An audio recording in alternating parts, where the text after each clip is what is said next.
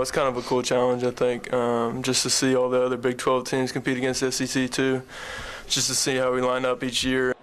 As the annual Big 12 SEC Challenge is set for tomorrow, the Bears have an opportunity to prove themselves. Winners of 3 in a row, the Baylor Bears have risen a spot to number 51 in the NCAA's latest evaluation rankings that came out this year. The Crimson Tide from Alabama are 10 spots ahead of them ahead of tomorrow's showdown inside the Farrell Center. Tomorrow, the Bears say they're up against a team similar to them in many ways. A win would be huge for the Bears, and they know the approach both teams will take is a lot easier said than done for tomorrow morning's game. This is a game where both teams have had different people step up and get hot in different games, and I think first and foremost, whoever has a couple guys shooting it well, that'll help. And then the second thing is obviously defensively, how both teams can adjust to make sure somebody doesn't go off for 30. This game is set for an 11 a.m. tip tomorrow inside the Farrell Center. By the way, former Spurs guard Avery Johnson is still the head coach for the Crimson Tide. The Lady Bears have an extra day to get ready for their next game as they'll face Oklahoma on Sunday. They're winners of 8 in a row, the Lady Bears are, and Baylor knows its lineup will create matchup nightmares for pretty much anybody they play. While Oklahoma is struggling this year, just 1-5 in Big 12 play, Coach Kim Mulkey says that record is deceptive. In fact, when it comes to scouting the Sooners, she's looking at a common opponent they share outside of the conference this season. Don't look at Oklahoma's record. Those guys have played 4 of their 6 conference games on the road with a very young team.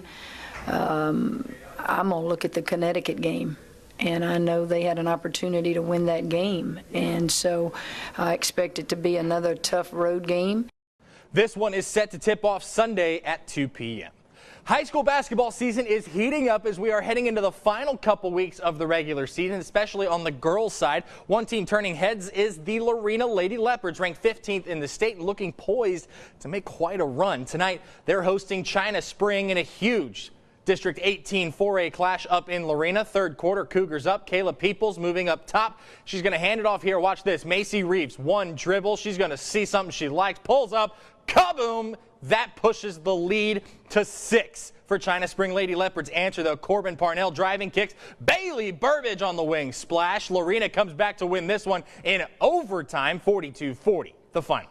The Midway girls hosting Harker Heights tonight up in Hewitt. Big game in District 12 6A.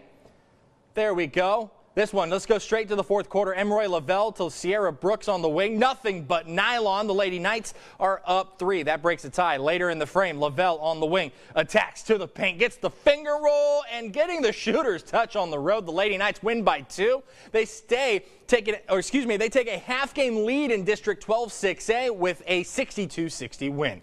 The nightcap at Midway. The boys' game against Harker Heights tonight. Midway looking to continue a playoff push. Michael Jefferson with the ball up top in the first quarter for the Panthers. Goes through Jordan Byers. Gigi Azedima. One dribble. Short corner pull-up. Bounces in. 3-0 Panthers lead. Off the steal here. Knights pushing. Jarius Cherry lobs it. Keelan Smith off the glass. It's 3-2. Midway leads. They roll in this one. 56-32 is your final tonight in Hewitt.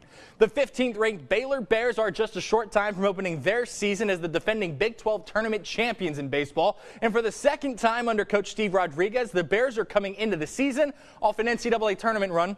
The Bears return all 9 starters this season and their starting pitching rotation, meaning they're loaded.